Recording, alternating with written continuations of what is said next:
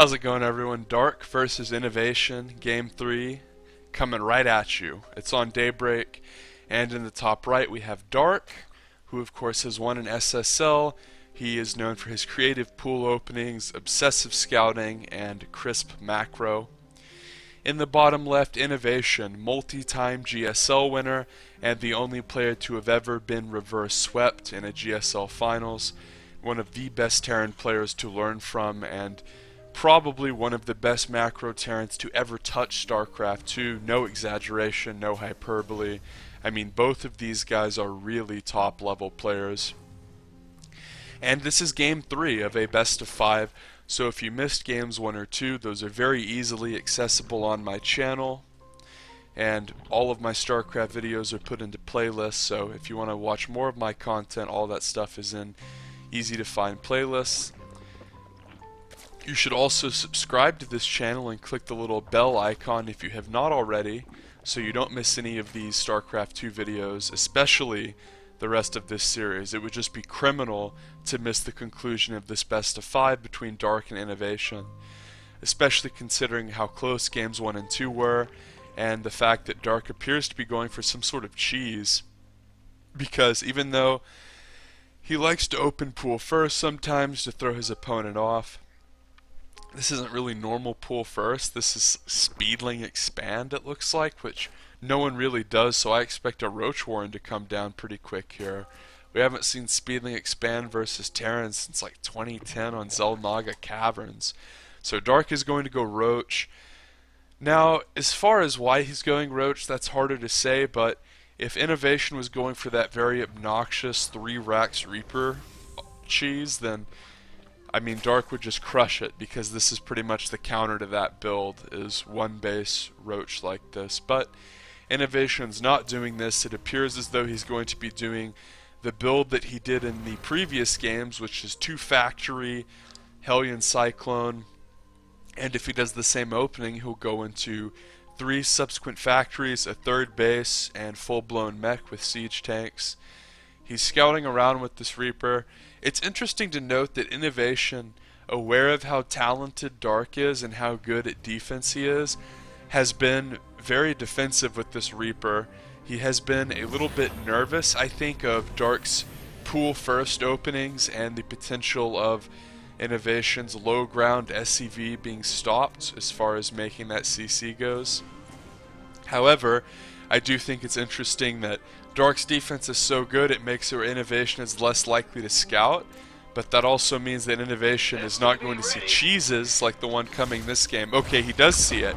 He does see the one Roach, but he saw it significantly later than he would have seen potentially if he was playing a lesser Zerg and had just run up with the Reaper. Dark is going to run in with this Overlord and potentially get high ground vision, and this is a little tricky. Innovation CC finishes, which is so valuable, because now he can lift if he wants to. But both of these factories are going to need to make units very quickly. One Cyclone is on the way, just one. The second Cyclone just started, and the second factory was just able to start making units. So Innovation is being pressed with 3 Ravagers here. Roach is on the way. Our macro Terran is in dire straits. SCVs are coming out to help defend. One of the Hellions goes down. Innovation tries to move out of Corrosive Bile, but it's very tricky when you're stuck on a ramp. But the Cyclone does very good damage to Armored. It's going to have friends very soon. And Dark, he went for this cheesy aggression, and one thing that we saw was Innovation's Reaper killed that initial creep tumor and saw the Roach. Really couldn't have asked for more, because slow Roaches off of creep are absurdly jokishly slow, and that meant that really Dark's creep spread that he was already limiting because of this aggressive build and need for injects was more limited, because if Innovation didn't kill that one tumor, the creep would have been out to like here, and Dark would have not only been constantly producing creep spread and already started his creep, but he wouldn't have had to waste another tumor there. So killing Zerg's first creep tumor is actually a big deal, as we see the Zerg player go into the red there on supply. And the Zerg actually has more drones than the Terran still, so Innovation is going to press over into this 3rd base and scout around, sees that the 3rd's there.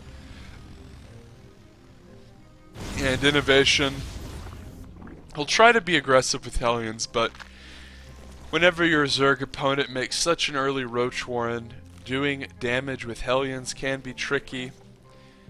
And Dark is going to sit up at the top of this high ground and diligently defend his creep tumor. He does not want to lose it like his first one. And more drones on the way for Dark as well as Overlords. And notice he even leaves a couple in the main. Cyclone move out here for innovation. This could be scary. These cyclones do a lot of damage to buildings. But if we go to structures, no armory yet.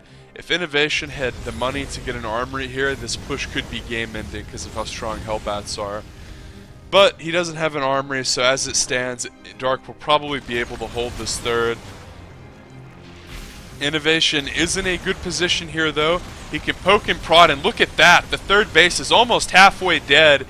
And these Ravagers, remember, don't fight very good straight up. Innovation's going to run into the main with Hellions and try to kill drones. So he'll kind of walk back at the third, and then as soon as he starts to do damage, run in again. And Dark moved his army out of position, and now the third base is under peril. Innovation can right-click this and kill this anytime he wants. And the multitasking with the Hellions opened up the small window he needed to kill the third base, and that is so bad for Dark. As Innovation has started a third base of his own, and Dark, as the Zerg looking to be one base perpetually ahead of his Terran opponent, is in dire straits. I mean, he's going to try to retake this third, but he's going for Roach Ravager. He kills his own tumor, which is, I don't know why he would do that, honestly. But as it stands, Innovation's going to scout around, see, are you going to retake the third? See all those Ravagers, he'll deduce that the third has been retaken. And Innovation's third is almost 3/4 of the way done. He has a nice little Cyclone mix. He's still producing off of 2 factories. And his armory is almost completed. This armory is a huge power spike when you play this style, because obviously Hellions can be swapped into Hellbats once you have the armory, and Hellbats do not have a light unit classification, and they do cone damage as opposed to straight damage, and they are better straight up fighters. So once you get this armory, you can be much more aggressive versus Zerg, and you don't really have to worry about being surrounded by Lings at all, because even if the Zerg makes a ton of Lings, if you have a nice Hellbat backbone, forget about it. Lings just aren't going to do anything to mass Hellbat. Dark does have a lot of Ravagers. This is something we see consistently in his play, and it's really the tool that he uses to keep the mech army from running all over him. He will constantly poke and prod with corrosive biles and ensure that the Terran mech army can't run up on him, as it were. And Innovation once again is going to be deflected with his Hellion Harass, but we see that oftentimes Hellion Harass can just be a distraction for the real attack, and that was the crux of the issue at the third base, was Innovation ran in the main with Hellions, and he's going to scan the natural, and that's a bit peculiar because he sees the infestation pit, so he can deduce that Hive is either on the way or will be on the way soon, even though he doesn't see the Hive. Dark has recovered relatively well. His barracks is being attacked, it dies. Fourth is almost completed for Dark. The third is mining pretty well, but the Hellions are going to come in here, and Dark knows that he runs all the Hellions away immediately. And Innovation's going to try to be obnoxious. He has his army positioned out here as well. He's going to try to focus fire onto the drones, and this is annoying. Once you fall behind by losing a base or something, and then lose drones on top of it, that can be very irritating. Innovation has a third base. He has a wall started out by the third. He's at 144 out of 165 supply. I am dead positive that he will make his subsequent depots out here. He has the SCVs to do it, and he will continue to press around the map as Dark takes a fourth. And of course Innovation has gone into full-blown mech once again, just the same as games 1 and 2. And I suspect that he will use these tanks that he has made to siege up around this area, or this area to pressure the fourth. Most likely this area, because it is basically right on top of the fourth. You can siege the tanks on this high ground. Zerg can't ever really engage on you because these rocks prevent them from flanking around. These towers prevent the flank from ever really working in terms of catching the Zerg off, or the Terran off guard. And one thing Innovation has done this game is run around with Hellions the entire time, so every time Dark has to engage into these extremely scary Terran armies, he has to worry about taking game-ending drone damage too. Because trust me, when you're playing someone as good as Innovation, losing 20 drones to Blue Flame Hellions really is game losing. But Dark is going to try to defend these Hellions, and Innovation does get a couple kills, but the real crux of the issue is this army, and as predicted, Innovation's tanks are going to siege up onto one of these high grounds, and Innovation does a scan, sees that this Ravager-based army is really the only thing defending. But Vipers are here, they pull a few Cyclones, but the Blinding Cloud is what Inno is really scared of. He's going to leapfrog more tanks. He is very wary, of course, as he lost to Corrosive Bile and this extremely scary cloud, Blinding Cloud, in game 1. But he's going to push after a patient little micro battle and kill the 4th. Now a counterattack is over at the 3rd of Inno, but Inno was able to survive those Blinding Clouds, split his army up to not gargle the Corrosive Bile, and suddenly, as long as he can hold this little counterattack, it looks as though he's going to win.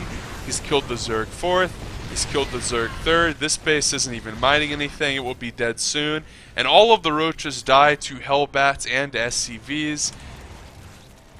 And Innovation is going to do a game-ending push here, it appears. All he has to do is continue to leapfrog, that base dies too, and Innovation did a wonderful attack, used a high ground advantage here to pressure the 4th, and Dark lost that attack, and after that lost pretty much the game as he lost subsequent 2 bases.